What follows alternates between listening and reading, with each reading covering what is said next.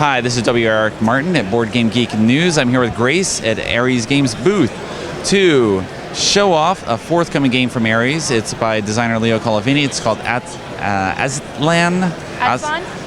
Aztlan. That's right. Let's listen to the expert. So, what are players trying to do in the game? What's the general setting? What do they need to do in this?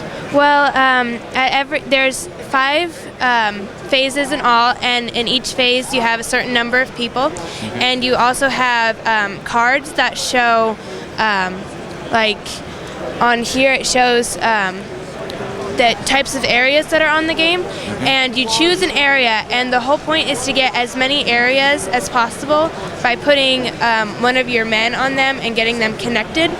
Okay. So you're trying to take over not really the whole board, but every round you have your own space to take over, and sometimes it goes to the whole board and sometimes it's just half a board and so on. So in terms of trying to create connected sets of figures across the board, is that specific? Yes, so you get more points for the more groups you have all connected. Okay. So am I just choosing a card? How do we go about a round of gameplay? You get to choose one card at the beginning of each turn, and once you use it, you're done. If you get to save one card for the very end, and that card is worth so many points, like you won't play that one at all because there's 6 cards and only 5 rounds. Okay. That seems incredibly short. Yeah. Well, with 2 people it can be pretty short, but with 4 it can take like over an hour. Okay. I feel we have to intercut here. I'm not sure what else to ask. It seems. It's pretty straightforward once you get into it. Okay. Which most Leo Colavini games are. They're very simple mechanically in terms of how they work, and then they add on through the actual gameplay, and they sort of develop from there. Yeah. What's been your experience demoing the game so far? How's the reaction been?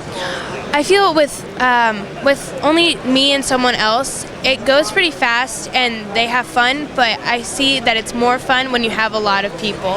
You can have up to 4 people, or you can just do 2. But the big groups are who have more fun with it. Okay. I think that's it. It's hard. I still feel like I don't get a good sense of what I'm doing. So if we're actually playing the game, show you? Sure. Okay. So can we get maybe perhaps an example of what we're doing in a round? You show in detail. Sure. Okay. So this can be yours, and I'll do mine. And so first we would pick a card. Secret, yeah. Simultaneously? Yeah, we would both pick a card, and we would keep it secret to ourselves, so no one else can see it. And the numbers on the cards represent how much strength you have. So if there's like 2 people on one location, and I have like a 9 and you have a 4, I would beat you. Okay. And you can stack your people up, and so if I had a 9 and I had 2 people, I would have 18 in all. And so when we would start, we would have you go first, and the order is set here. So it would be green and then red, and the order is who is in the lead. So if I pass you, then I would go first the next round. Okay. So we start by you laying one person on the board, wherever you want. It doesn't matter where you are. And then I would lay one, and this is the first round, so you have 7 people. And we just keep taking turns? Yeah. Go back and forth and do this. And so now that you have 2 people, you can move the first one. So at every turn, you can play one and then move one, and it has to be adjacent to your area. Okay, so I can move. So, but you don't have to. Okay. And you can move any piece. But the idea again is forming groups as we go. So like if you were going for the green, you would try and connect all of these. And then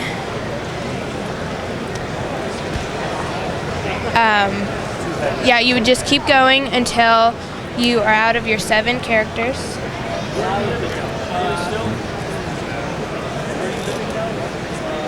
And this would be our last one. Took my hand off the piece. Okay, so that's the end of that round. So now you would flip and show your card.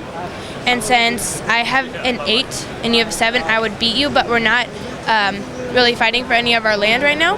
so there's no fighting. And so the way you score is you count how many areas you own. So you would have 7 areas because you have 1 person per zone. And then you were going for the mountains, and you only have 1 mountain. I thought it was the forest over here. Well, it's just like right around there. You can kind of tell by the picture right there. So you're going for the mountains, and so there's 1 mountain. Wait, I'm sorry, you're green. You're green. You're green. I'm right. Mountain. Okay, so you have 1 mountain, and so that's 1 point. If you had 2 mountains connected, like if you were here, then you would have 4 points. So you're squaring the amount of area on your card that you have. Okay. And so, go ahead. I was going to say, so this would be 1 complete round. After this round, we pull everyone off, or now we're just... Now you would keep it on, and you would move this tile to the second one just to keep track of what round you're on. And so this round, you would only have 6 people, and then the next one after that 5, and then 4, and then 3, and then you'd be done.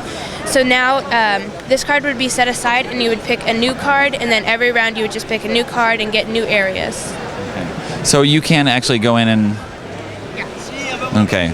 Photobomb someone in here, shotgun here, and then so we reveal the strength at the end of the round after we have placed them, and that determines who stays in particular areas. Yeah, exactly. And so, like if you would have done this last round, like if you had an 8 to my 7, you would have kicked me out. I would have killed you, but I could also have let you stay. And if I let you stay, you get a card, and these cards can help you like play an extra piece or give you more points in the end or give you more points for however many areas you have. Okay. All right. Sounds good. Thanks very much for the overview, guys.